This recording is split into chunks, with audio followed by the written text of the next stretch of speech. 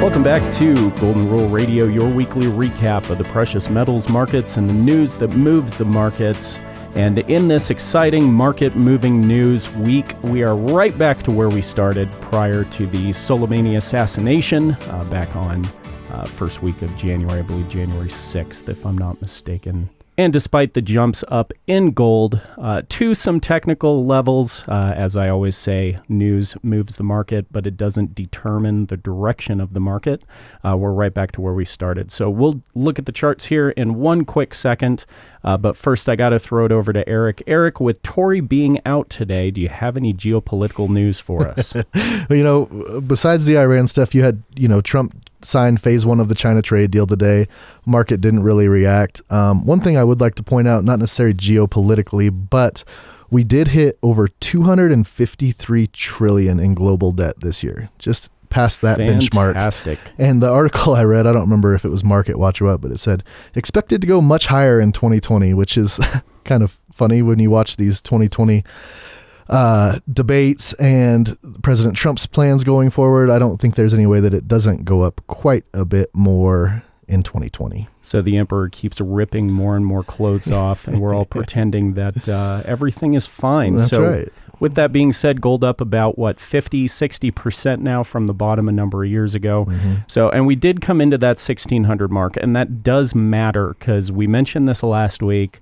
Right at 1,600, you see that last blip of a failed attempt to maintain the old trading range between 1,600 and 1,950 back a number of years ago on the last run-up in gold. So 1,600, we knew it would be a heck of a line in the sand. It certainly has proven to be so. However, we haven't really seen much of a reversal if you really want to look at the numbers. I mean, in the short term, from this most recent bottom where we really have established this next leg up, which kind of bottomed back around December 12th here on the chart, we have just this week come back to the 50% correction line, and we are kind of channeling down. We are stair-stepping down. We've got some nice geometry in the charts right now.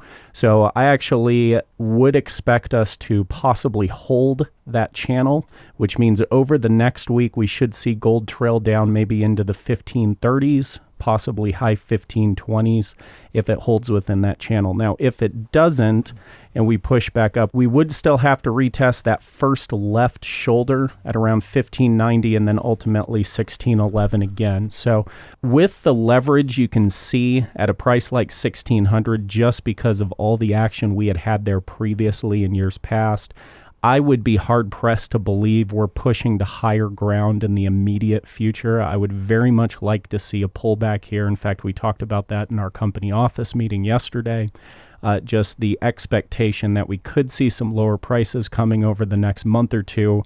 I think that's a fantastic opportunity, especially for our clients or anybody new coming in that's looking at precious metals as an investment option for your retirement account. This is that time of year when people are putting their 2019 and possibly their 2020 IRA additions in.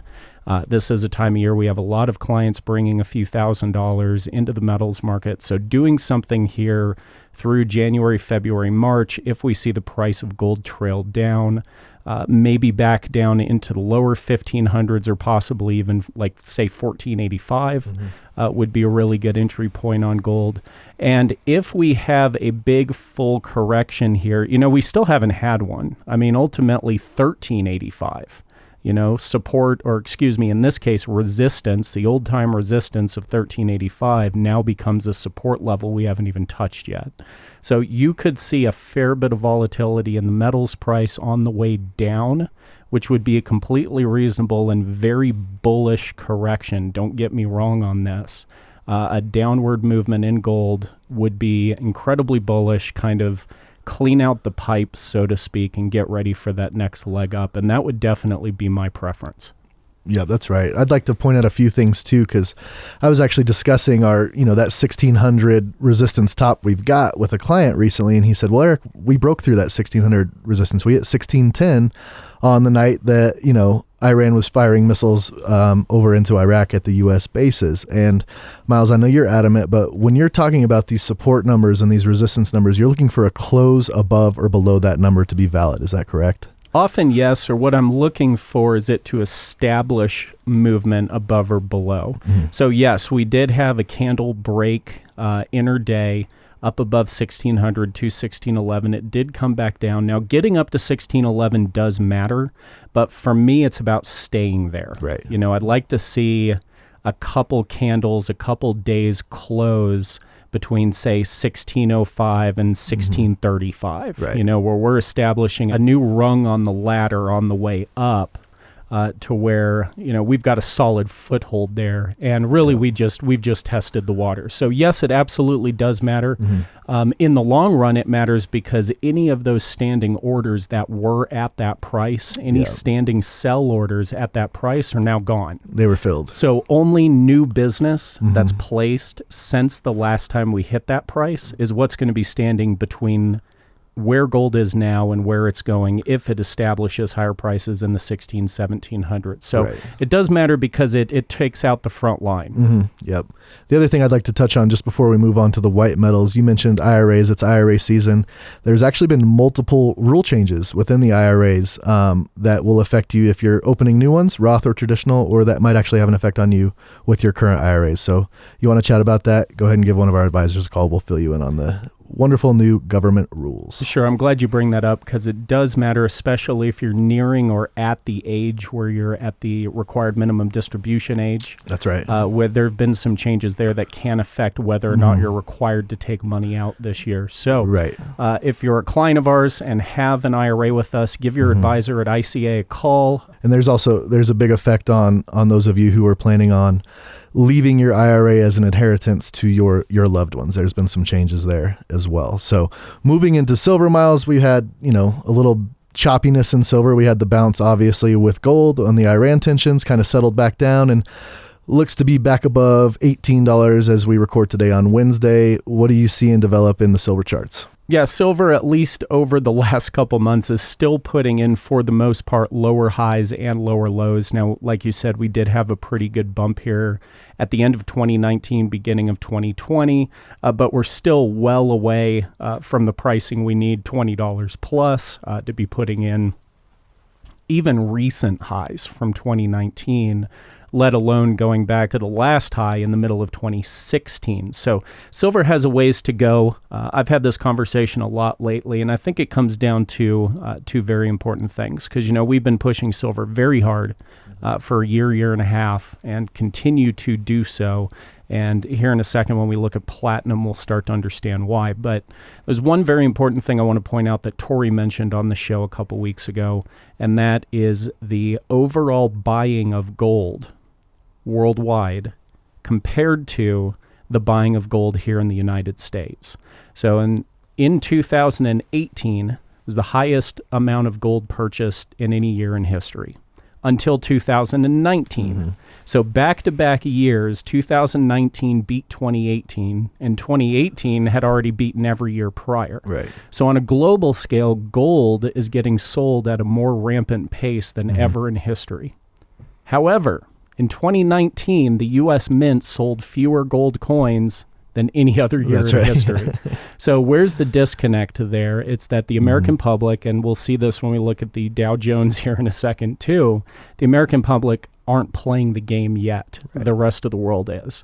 So, and I think that's what's holding silver back because silver buyers don't buy for the same reason that your big dollar gold buyers like central banks do. That's right. So when the general public steps in, I really think they're going to step in and say, what do you mean gold's gone from $1,000 to $1,600, $1,700, $1,800 in the last couple of years? I can't afford that. Oh, silver's only $25. Yeah, give me that. Right.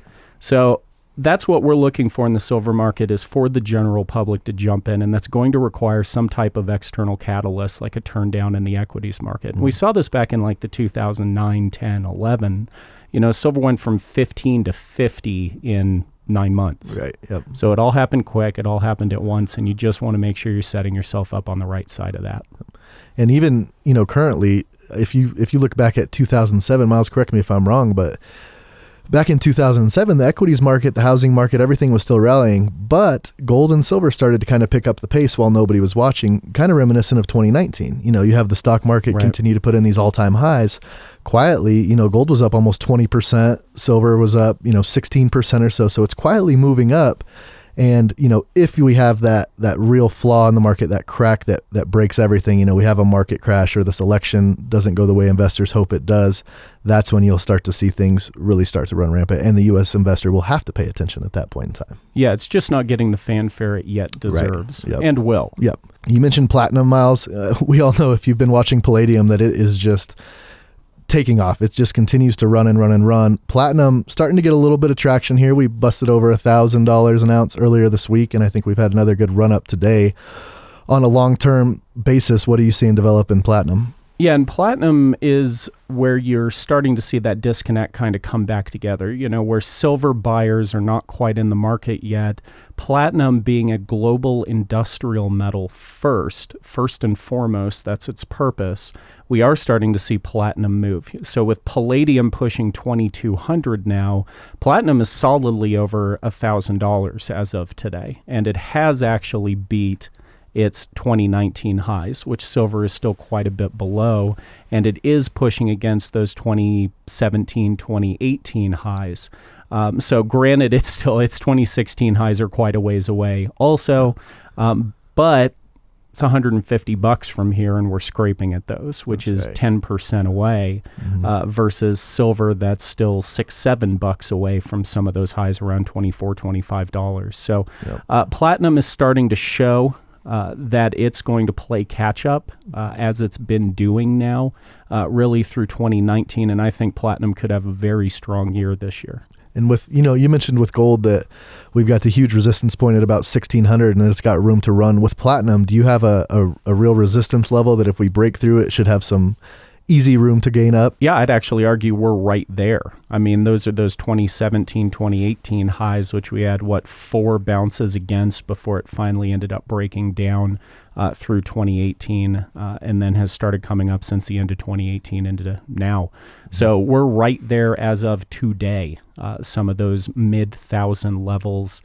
We get above that, and you've got nothing till you're in the mid to high 1100s. So to close out the markets this week, obviously looking at the Dow continues to push up, but it actually has been pretty strong. We've been talking about how the Dow has been making these moves up and down, inching above the previous high and then taking a pretty solid collapse following that. And that's kind of been the case the last few years. But we've had some pretty consistent Dow growth. I think it's looking for that target to turn around from. So maybe it's 30,000, maybe I've heard 32,000 as some estimates. It's reasonable that it's something with a lot of zeros after it. Just from a psychological level, people love their zeros. So I would be looking at the Dow to take some semblance of a correction here at some point in the next couple weeks, just based on where the pricing is. I mean, it's going to run out of steam. So. And finally, looking at the dollar, I brought this up last week. We've had this pretty consistent climbing channel in the dollar where you get these rises, then you have a correction, get some more rises, higher highs, higher lows. Well, up until the end of 2019, when we actually have broken below that channel. Now we have kind of a shorter term channel down I've got on the chart here. But where it gets interesting for me is in this past week, we've come back up to retest the underside of that rising channel. And this gets to Robert and my old argument of how resistance and support flip-flop positions and change importance. So as we've come in, we've had a couple days here where we've tried to break through that rising floor, what was the rising floor. And if we push down here again, that old floor just became our ceiling. So possibly Robert ends up winning this one and we don't see 100 on the dollar. I haven't given up yet. I know he and I have been fighting about this for 2 years now. At least, yep. So maybe I give up my 100 on the dollar index and we do just push down from here at 98 and change. But it is interesting to see that we are turning that old floor into resistance, at least over the last couple days. So I actually would encourage everybody, keep an eye on the US dollar index, especially over the next week. Let's see if we can get back above that rising floor. Well, that's going to do it for this week. Thanks for tuning in. If you like what you heard, go ahead and subscribe, ring the bell. You can follow us on Twitter at ICA Gold, like us on Facebook at McIlvaney Financial, or give us a call, talk to one of our advisors at 800-525-9556. Thanks for listening. Have a great week.